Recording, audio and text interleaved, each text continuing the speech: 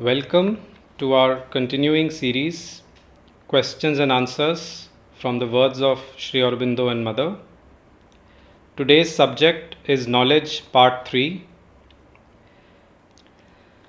Our surface cognition, our limited and restricted mental way of looking at ourself, at our inner movements, and at the world outside us and its objects and happenings, is so constituted that it derives in different degrees from a fourfold order of knowledge.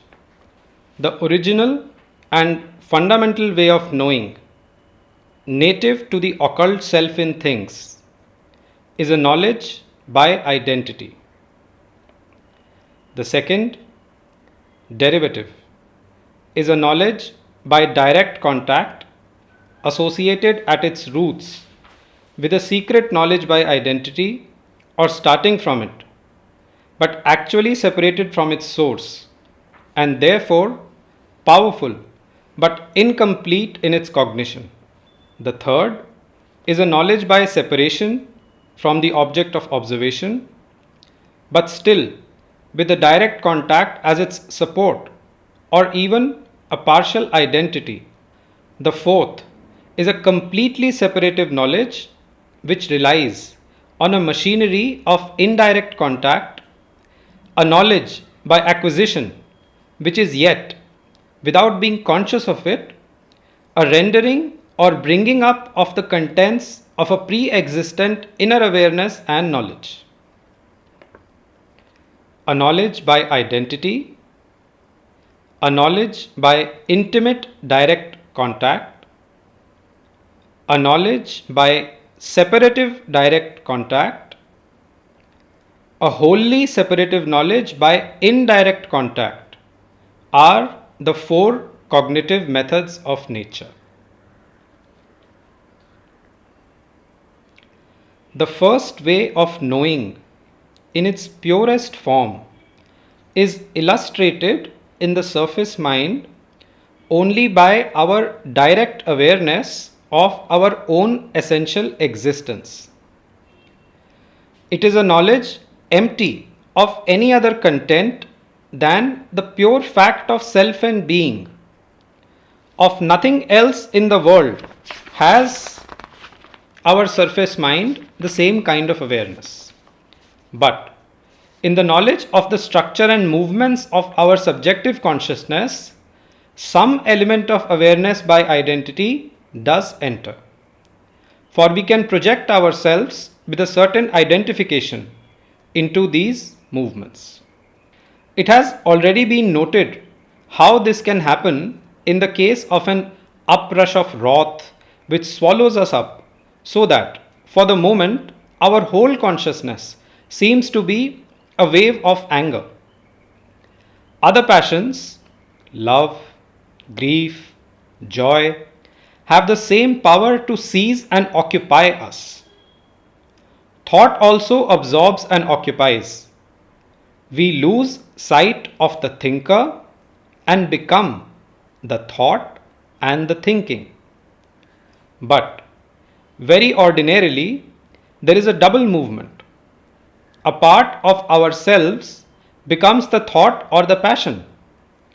Another part of us either accompanies it with a certain adherence or follows it closely and knows it by an intimate direct contact which falls short of identification or entire self-oblivion in the movement. This identification is possible, and also this simultaneous separation and partial identification, because these things are becomings of our being, determinations of our mind stuff and mind energy, of our life stuff and life energy. But since they are only a small part of us, we are not bound to be identified and occupied. We can detach ourselves, separate the being from its temporary becoming, observe it, control it, sanction or prevent its manifestation. We can, in this way, by an inner detachment, a mentor or spiritual separateness, partially or even fundamentally liberate ourselves from the control of mind nature or vital nature over the being and assume the position of the witness, knower, and ruler. Thus, we have a double knowledge of the subjective movement. There is an intimate knowledge by identity of its stuff and its force of action, more intimate than we could have by any entirely separative and objective knowledge, such as we get of things outside us, things that are to us altogether not self. There is at the same time a knowledge by detached observation, detached but with the power of direct contact, which frees us from engrossment by the nature energy and enables us to relate the movement to the rest of our own existence and world existence. If we are without this detachment, we lose our self of being and mastering knowledge in the nature self of becoming and movement and action. And though we know intimately the movement, we do not know it dominatingly and fully. Here, then, in our subjective experience, we have a field of the action of consciousness in which three movements of cognition can meet together: a certain kind of knowledge by identity, a knowledge by direct contact, and dependent upon them, a separative knowledge. But whatever the kind of identification, it is to be noted that the knowledge of our internal movements is of a double nature: separation and direct contact. For even when we detach ourselves, this close contact is maintained. Our knowledge is always based on a direct touch, on a cognition by direct awareness, carrying in it a certain element of identity. All the observable movements of our physical being also are known and controlled by us in both these ways: the separative and the intimate. We feel the body and what it is doing intimately as part of us, but the mind is separate from it and can exercise a detached control over its movements. This gives to our normal knowledge of our subjective being and nature, incomplete and largely superficial though it still is, yet, so far as it goes, a certain intimacy, immediacy, and directness. That is absent in our knowledge of the world outside us and its movements and objects. For there, since the thing seen or experienced is not self, not experienced as part of us, no entirely direct contact of consciousness with the object is possible.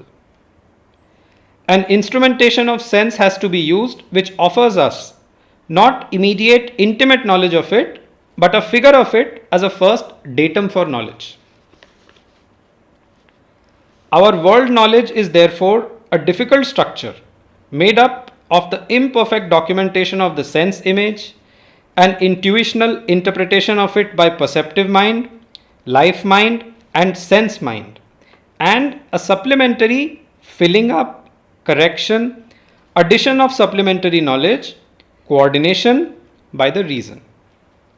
Even so, our knowledge of the world we live in is narrow and imperfect.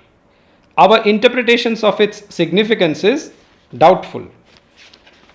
Imagination, speculation, reflection, impartial weighing and reasoning, inference, measurement, testing, a further correction and amplification of sense evidence by science, all this apparatus had to be called in to complete the incompleteness.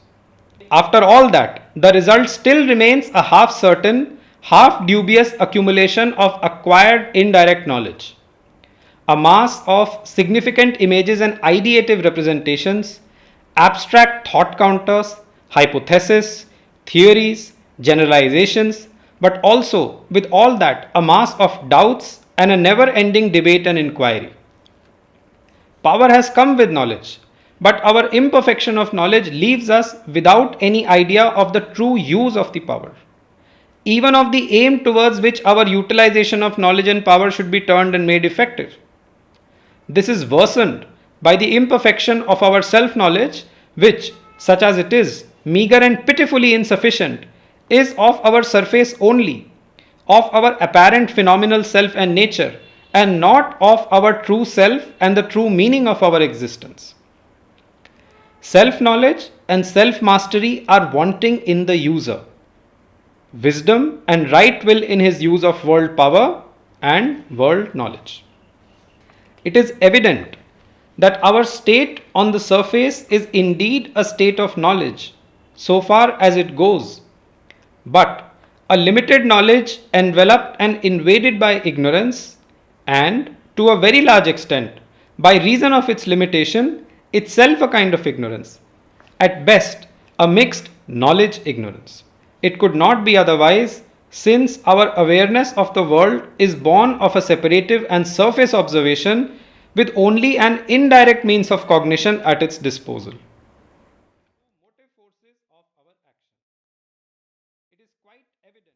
Our knowledge of ourselves, though more direct, is stultified by its restriction to the surface of our being, by an ignorance of our true self, the true sources of our nature, the true motive forces of our action. It is quite evident that we know ourselves with only a superficial knowledge. The sources of our consciousness and thought are a mystery. The true nature of our mind, emotions, sensations is a mystery. Our cause of being and our end of being, the significance of our life and its activities are a mystery. This could not be if we had a real self knowledge and a real world knowledge. It is then this double wall of self imprisonment, this self fortification in the bounds of a surface ego, that is the cause of our limited knowledge or ignorance. And if this self imprisonment were the whole character of our existence, the ignorance would be irremediable. But, in fact, this constant outer ego building is only a provisional device of the consciousness force in things, so that the secret individual, the spirit within, may establish a representative and instrumental formation of itself in physical nature, a provisional individualization in the nature of the ignorance, which is all that can at first be done in a world emerging out of a universal inconscience. Our self-ignorance and our world ignorance can only grow towards integral self-knowledge and integral world knowledge in proportion as our limited ego and its half-blind consciousness open to a greater inner existence and consciousness and a true self-being, and become aware too of the not self outside it also as self. On one side, a nature constituent of our own nature, on the other, an existence which is a boundless continuation of our own self-being. Our being has to break the walls of ego consciousness which it has created. It has to extend itself beyond its body and inhabit the body of the universe. In place of its knowledge by indirect contact, or in addition to it, it must arrive at a knowledge by direct contact and proceed to a knowledge by identity. Its limited finite of self has to become a boundless finite and an infinite. It is then the knowledge of this inner initiating self, coupled with the accurate perception of the outer instrumental self and the part played by both of them in our building, that we have to discover. On the surface, we know only so much of ourself as is formulated there, and of even this only a portion. For we see our total surface being in a general vagueness, dotted and sectioned by points or figures of precision. even what we discover by a mental introspection is only a sum of sections. The entire figure and sense of our personal formation escapes our notice. But there is also a distorting action which obscures and disfigures even this limited self knowledge. Our self view is vitiated by the constant impact and intrusion of our outer life self, our vital being, which seeks always to make the thinking mind its tool and servant. For our vital being is not concerned with self knowledge, but with self affirmation, desire, ego.